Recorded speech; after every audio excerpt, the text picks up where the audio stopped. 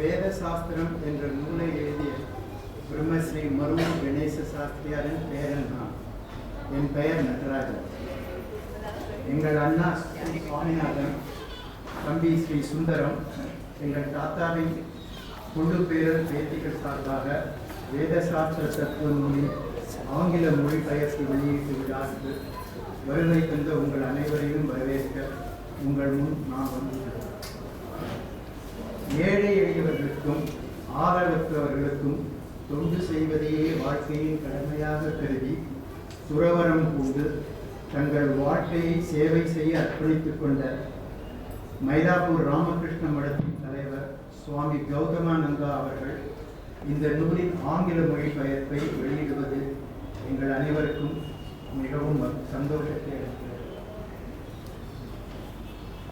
பல்வேறு நிகழ்ச்சிகளுக்கு இடையே இந்த நிகழ்ச்சிக்கு வருகை தருவது எங்கள் பாக்கியம்.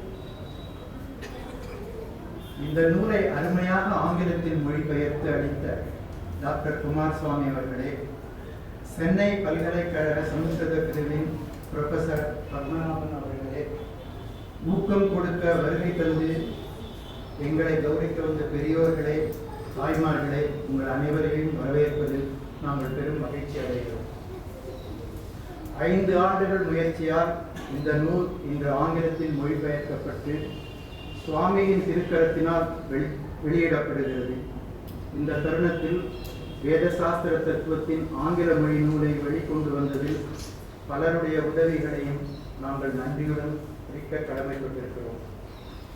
எங்கள் மருவூர் கிராமம் திருவையாற்றிலிருந்து 8 கிலோமீட்டர் தொலைவில் காவிரி நதியின் வடகரையில் அமைந்துள்ள ஒரு அழகான சிறு கிராமம்.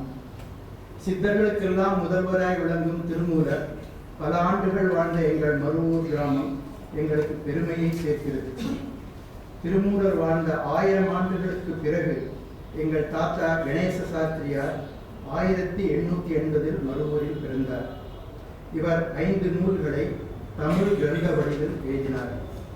இதில் எல்லாவற்றிற்கும் முன்னோடியாகவும் மிகச்சிறந்த பொக்கிஷமாக வேத சாஸ்திர தத்துவம் 1913 எழுதியது. இந்த அரிய நூலை அவருடைய 33ஆம் வயதில் எழுதி முடித்தார் என்பதை நினைத்து பார்க்கும் பொழுது நாங்கள் பிரமிப்பு அடைகிறோம். இந்த நூல் இவர் கற்ற வேதம், இதிகாச புராணங்கள், பூரண சமஸ்கிருத ஞானம், மேலும் முக்கியமாக நேபாளத்தில் இருந்து வந்து சென்னையில் சில காலம் வசித்த மகான் பிரம்மஸ்ரீ சகஜானந்த உபாத்தியாயா அவர்களிடத்தில் குருகுல வாசியாக சாஸ்திரங்களை கற்று பல சந்தேகங்களுக்கு அவரிடம் இருந்து தெளிவு பெற்று எழுதிய அரிய நூல். இந்த நூலை சுதேசமித்திரன் பத்திரிகை அதிபர் ஸ்ரீ ஜி சுப்பிரமணிய ஐயர் டிசம்பர் 1913 தலையங்கத்தில் எழுதிய மதிப்புரையில் விளக்குகிறார். அவர் எழுதிய இந்த நூலின் சாராம்சத்தை இங்கு வாசிப்பது பயனுள்ளதாக இருக்கும்.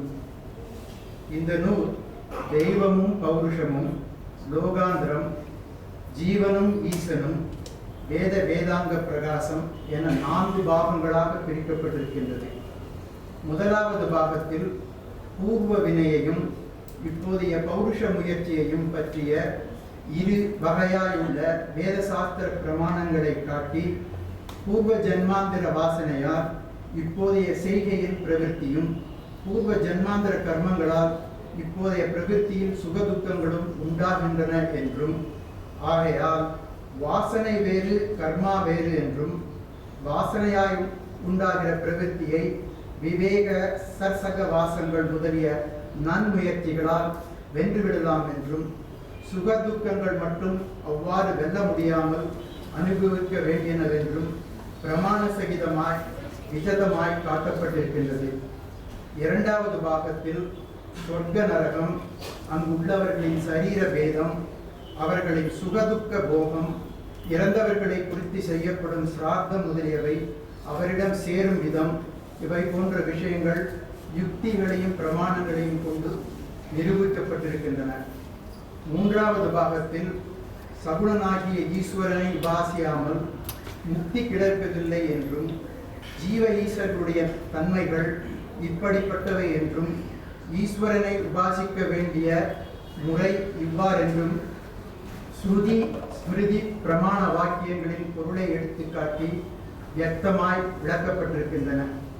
நான்காவது கடைசி பாகத்தில் வேதங்கள் அனாதி என்றும், அவைகள் பிரதிப்பிரளயத்தின் முடிவில் ஈஸ்வரனால் பூர்வ கிரமப்படி உச்சரிக்கப்படுகின்றனவென்றும், பிறகு சூட்சுமமாய் அடங்கியுள்ள அவ்வேதங்களை மகரிஷிகள் தபசினாலும் யோக சித்தியினாலும் கண்டு மற்றவர்கள் உய்ய வேண்டும் என்று அத்தியன பரம்பரையில் பிரசுரப்படுத்தினார்கள் என்றும் பிரமாண யுக்தி பூர்வமாய் சொல்லப்பட்டிருக்கின்றது. ஆங்கிலத்தில் மொழிபெயர்த்துள்ள இந்த நூல் கம்ப்யூட்டர் யுகத்தில் உள்ள இளைஞர்களுக்கும் மற்றும் வெளிநாட்டில் வாழும் நம் இந்து மதத்தை தழுவியிருப்போர் நம் மதத்தை பற்றி தெரியாமல் மறந்து போகும் நிலையில் இருக்க, அதை தடுத்து நம்முடைய வேதங்களின் சாரத்தை படித்து உணர்ந்து இந்து மதத்திற்கு நாங்கள் செய்யும் ஒரு சிறிய தொண்டாக இந்த நூலை வெளியிடுகிறோம். இந்த நூல் நம் மதத்திலும் இந்திய கலாச்சாரத்திலும் பற்றி கொண்டுள்ள அனைவரும் வரவேற்பார்கள் என்று நம்புகிறோம். இந்த தமிழ் உரையை நாம் முடிப்பதற்கு முன் திருமூலர், எங்கள் ஊரில் வாழ்ந்த திருமூலர் திருமந்திரத்தில் பின்வரும் வரிகள் இங்கு பொருத்தமாயிருக்கும் என்று அதை சொல்லுகிறேன். வேதாந்தம் கேட்க விரும்பிய வேதியர் வேதாந்தம் கேட்டு தம் வேட்கை ஒழிந்தினர். வேதாந்தமாவது வேட்கை ஒழிந்திடம். வேதாந்தம் கேட்டவர் வேட்கை விட்டாரே. இது திருமூலருடைய சொல். Now I will briefly speak a few words in English. Once again, our warm appreciation and thanks to Swami Gautamananda Ji for sparing his valuable time today to release the book Veda Sastra Tattva. We also gratefully acknowledge the presence of Professor S. Padmanabhan. I have a list. Let me read that list. You will bear with me, please. Dr. K. Srinivasan, Head of the Department of Sanskrit, Vivekananda College. Dr. P.S. Ramamurthy, Secretary, Egmore Sanskrit School. Mrs. Jayashree Balachandar, Jayanti Balachandar, Director, Surana Group of Schools. Sri C.R. Chandrasekhar, GM Builders. The original book was written by my grandfather some 98 years ago. The present version in English is a culmination of 5 years of our efforts. At the outset, I would like to make it clear that our motive in bringing out this book is not commercial. Our goal is to ensure that the book reaches a wider audience through this English translation. When I read the translated book, I felt as if my grandfather Ganesha Sastriyar had learned and perfected English and wrote himself the English version. Thank you, Dr. We felt greatly honored on two accounts. Firstly, the Srimugam from Kanchi Kamakoti Peedam, with the divine blessings of His Holiness Jagadguru Sankaracharya. Secondly, Swami Gautamananda's beautifully written foreword to the English version. These two writings in the beginning add tremendous value and significance to what our grandfather discusses in the 4 chapters of Veda Sastra. When we trace the book in the Tanjavur Saraswati Mahal Library in 2006. We wanted only to keep the Grantha Tamil version in memory of our grandfather.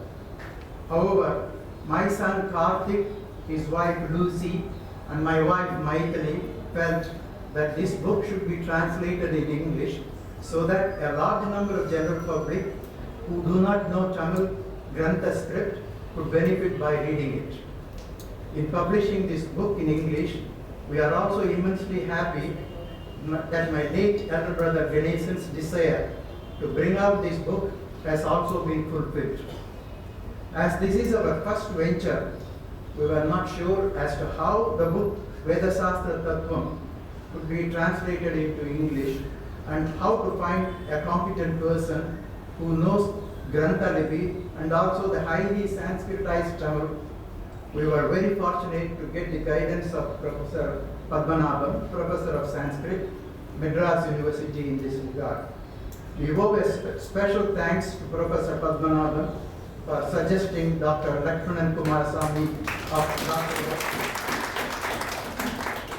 of D.G. Vaishnava College for the translation of this challenging book. Veda Sastra Tattvam, written by our grandfather, is the most important book which formed the basis for his other books written at later stages, such as Brahma Vidya Rahasyam and Vedamam Manastattvamam. It is amazing that Ganesa Sastriya could write Veda Sastra Tattvam in his early 30s with such in-depth knowledge of Vedas and sacred scriptures, his analytical ability and strong scientific conviction. What is unique about our grandfather's book is his way of raising a doubt himself and clearing it with clarity and a number of illustrations. Another feature which is refreshingly different is his convincing and lucid explanations of our tenets and practices with logical reasons. Many books in English and other Indian vernaculars have been written about Vedas and Hindu religion. Though written some 98 years ago, as Swami Gautamanandaji says in his foreword, we believe that Veda Sastra Tattvam will be a very welcome addition to the ever-increasing Vedic literature for enlightening the moderners both in India and outside. Thank you all once again for your presence here today. I will conclude my remarks with another of the great Tirumular saying from Tirumandiram. ஞானத்தின் மிக்க அறநெறி நாட்டில்லை, ஞானத்தின் மிக்க சமயமும் நன்றன்று, ஞானத்தின் மிக்கவை நன்முக்தி நல்காவா, ஞானத்தின் மிக்கார் நரரின் மிக்காரே. With this, I conclude my welcome address. Now I would ask Dr. Lakshman Kumarasamy to address the dialogue. Dr. Lakshman.